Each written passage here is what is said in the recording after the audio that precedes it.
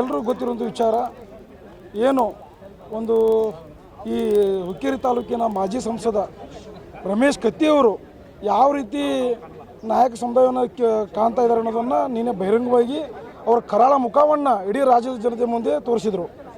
ಯಾಕಂದರೆ ವಾಲ್ಮೀಕಿ ನಾಯಕ ಸಮುದಾಯದ ಬೇಡ ಅನ್ನೋ ಪದವನ್ನು ಬೇಡರ ಸಮುದಾಯದ ಒಂದು ಪದವನ್ನು ಬಳಸಿ ಒಂದು ಅತಿ ಕೆಟ್ಟದಾಗಿ ಒಂದು ಭಾಷೆಯನ್ನು ಉಪಯೋಗಿಸಿದ್ದಾರೆ. ಅದನ್ನು ನಮಗೆ ಹೇಳೋಕ್ಕೆ ಕೂಡ ಮನಸ್ಸಾಗೋಂಗಿಲ್ಲ. ಇಂಥ ಒಬ್ಬ ಸಂಸದ ಸರ್ವ ಸಮುದಾಯದ ನಾಯಕನಾಗಿ ಯಾವ ರೀತಿ ಇರಬೇಕು, ಇನ್ನೊಂದು ಸಮುದಾಯವನ್ನು ಯಾವ ರೀತಿ ಗೌರವಿಸಬೇಕು ಅನ್ನೋದನ್ನು ತಾ ಕಲಿಬೇಕು. ಈ ರೀತಿ ಅವಮಾನಕಾರಿ ಹೇಳಿಕೆಯನ್ನು ನೀಡಿ ಇಡೀ ರಾಜ್ಯದ ವಾಲ್ಮೀಕಿ ನಾಯಕ ಸಮುದಾಯಕ್ಕೆ ಹಾಗೂ ಸರ್ವ ಸಮುದಾಯಕ್ಕೆ ಕೂಡ ಅವರು ಆಕ್ರೋಶಕ್ಕೆ ಗುರಿಯಾಗಿದ್ದಾರೆ. ಇವತ್ತು ಅಂಥ ಒಂದು ಪ್ರಕರಣವನ್ನು ಖಂಡಿಸಿ ಅವರ ಹೇಳಿಕೆಯನ್ನು ಖಂಡಿಸಿ ನಿನ್ನೆ ರಾತ್ರಿ ನಾವು ಬೆಳಗಾವಿ ಕ್ಯಾಂಪ್ ಪೊಲೀಸ್ ಸ್ಟೇಷನ್ನ ವ್ಯಾಪ್ತಿಯಲ್ಲಿ ಅಟ್ರಾಸಿಟಿ ಕಾಯ್ದೆಯಡಿ ಏನು ಜಾತಿ ನಿಂದನೆ ಪ್ರಕರಣ ಕಾಯ್ದೆಯಡಿ ಅವರನ್ನ ಮೇಲೆ ಪ್ರಕರಣ ದಾಖಲಿಸಿ ಅವ್ರನ್ನು ಬಂಧಿಸಬೇಕು ಮತ್ತು ಯಾವುದೇ ರೀತಿ ಕೂಡ ಅವರಿಗೆ ಜಾಮೀನು ಮಂಜೂರು ಆಗಬಾರ್ದು. ಅವ್ರು ಬಂಧಿಸೋವರೆಗೂ ನಮ್ಮ ಸಮುದಾಯ ನಿರಂತರವಾಗಿ ಎಲ್ಲ ನಮ್ಮ ರಾಜ್ಯದ ಎಲ್ಲ ಜಿಲ್ಲೆ ತಾಲೂಕುಗಳಲ್ಲಿ ಉಗ್ರದ ಹೋರಾಟವನ್ನು ಮಾಡ್ತೀವಿ. ಮಾನ್ಯ ರಮೇಶ್ ಕತ್ತಿಯವರೇ, ನಿಮ್ಮ ನಿಜವಾಗಲೂ ಏನಾದರೂ ಒಂದು ಒಳ್ಳೆಯ ಮನಸ್ಥಿತಿ ಅನ್ನೋದಿದ್ರೆ, ನಿಮ್ಮಲ್ಲಿ ಸ್ವಾಭಿಮಾನ ಅನ್ನೋದಿದ್ರೆ, ನೀವು ನಿಜವಾಗಲೂ ಮನುಷ್ಯ ಆಗಿದ್ರೆ ಸಮುದಾಯಕ್ಕೆ ನೀವೇನು ಈ ರೀತಿ ಅಗೌರವ ತರೋದು ಕೆಲಸವನ್ನು ಮಾಡಿದ್ದೀರಿ. ನೀವು ಯಾವುದೇ ಒಂದು ಕಾರ್ಯಕ್ರಮಕ್ಕೆ ಹೋಗಬೇಕಾದ್ರೂ ನೀವು ನಮ್ಮ ಸಮುದಾಯದ ಒಂದು ಜನರ ಒಂದು ಬೆಂಬಲ ಇಲ್ಲದೆ ಅದು ಅಸಾಧ್ಯ. ನೀವು ಇದೇ ರೀತಿ ಮುಂದೆ ವರ್ತಿದ್ದೆ ಆದಲ್ಲಿ, ಯಾಕಂದರೆ ಬರುವಂಥ ದಿನಗಳಲ್ಲಿ ನೀವು ಯಾವುದೇ ಚುನಾವಣೆ ಆಗಿರ್ಬೋದು, ಯಾವುದೇ ಒಂದು ಎಂಥ ಕುತಂತ್ರಗಳು ಮಾಡೋಕ್ಕಾಗೋದಿಲ್ಲ. ನೀವು ರಾಜ್ಯ ಜನತೆಗೆ ಗೊತ್ತು ಏನು ನಮ್ಮ ಜಾರಕಿಹೊಳಿ ಕುಟುಂಬ, ನಮ್ಮ ಸತೀಶನ ಜಾರಕಿಹೊಳಿ ಆಗಿರ್ಬೋದು ಹಾಗೂ ಪಕ್ಷಾತೀತವಾಗಿ ಎಲ್ಲ ನಮ್ಮ ನಾಯಕ ಸಮುದಾಯದ ರಾಜಕಾರಣಿಗಳು ಇವರನ್ನ ಗುರಿ ಇಟ್ಕೊಂಡು ನೀವು ಈ ರೀತಿ ಹೇಳಿಕೆಯನ್ನು ಕೊಟ್ಟು ಬೇರೆ ಸಮುದಾಯಗಳ ಮುಂದೆ ನಮ್ಮ ಸಮುದಾಯದ ನಾಯಕರನ್ನು ಕೀಳಾಗಿ ನೋಡುವ ನಿಟ್ಟಿನಲ್ಲಿ ಈ ರೀತಿ ಕುತಂತ್ರದ ರಾಜಕೀಯ ನೀವು ಮಾಡ್ತಾ ಇದ್ದೀರಾ. ಅದು ನಡೆಯೋಂಗಿಲ್ಲ.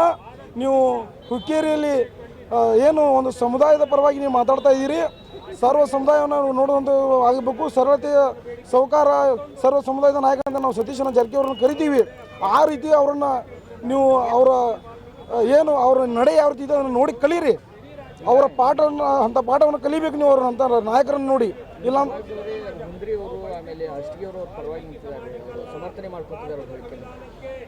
ಅವನು ಆ ರೀತಿ ಕ್ಲಿಯರಾಗಿ ವಿಡಿಯೋದಲ್ಲಿ ಮಾತಾಡಿದ್ದು ಬಂದಿದೆ.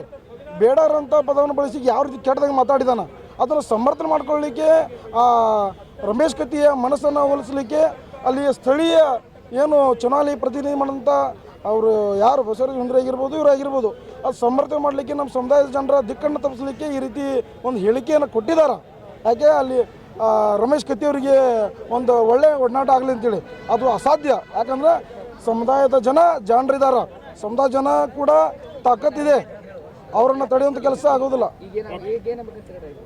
ನಾವು ಅವರು ಬಂಧಿಸೋವರೆಗೂ ನಿರಂತರವಾಗಿ ಹೋರಾಟ ಮಾಡ್ತೀವಿ. ಆ ಹೋರಾಟ ಯಾವ ರೀತಿ ಬೇರೆ ದಾರಿನ ಸ್ವರೂಪವನ್ನು ಪಡ್ಕೋಬೋದು, ಅದಕ್ಕೆ ನೇರವಾಗಿ ಈ ರಮೇಶ್ ಕತ್ತಿ ಆ್ಯಂಡ್ ಟೀಮ್ ಮತ್ತು ಅಲ್ಲಿಯ ಲಕ್ಷ್ಮಣ ಸವದಿ ಆಗಿರ್ಬೋದು ಅವ್ರಿಗೆಲ್ಲರಿಗೂ ಸಂಬಂಧಪಟ್ಟಿದೆ. ಯಾಕಂದರೆ ಈ ರೀತಿ ಮಾತಾಡಿದಾಗ ನಗುವಂಥ ಕೆಲಸ ಮಾಡಿದ್ದಾನೆ. ಅದಕ್ಕೆ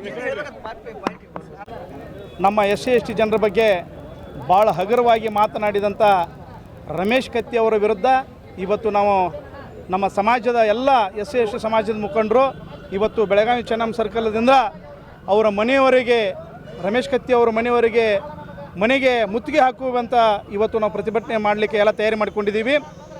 ರಮೇಶ್ ಕತ್ತಿ ಅವರಿಗೆ ನಾವು ಹೇಳಲಿಕ್ಕೆ ಒಂದೇ ಒಂದು ಮಾತು ಬಯಸ್ತೀನಿ. ನೀನು ಈ ರಾಜ್ಯದಲ್ಲಿ ಜಾತಿಯ ವಿಷಬೀಜವನ್ನು ಬಿತ್ತುತ್ತಿರ್ಬೋದು, ಇಡೀ ಎಲ್ಲ ಸಮಾಜಕ್ಕೆ ಗೊತ್ತಾಗಿರುವಂಥದ್ದು. ನೀನು ಈ ರೀತಿ ಜಾತಿಯ ವಿಷಬೀಜವನ್ನು ಬಿತ್ತುತ್ತಿರ್ಬೋದು ಬಹಳ ಕೆಟ್ಟ, ಈ ಸಮಾಜದಲ್ಲಿ ಕೆಟ್ಟವಾದ ಪರಿಸ್ಥಿತಿಯನ್ನು ಉಂಟು ಮಾಡುತ್ತೆ.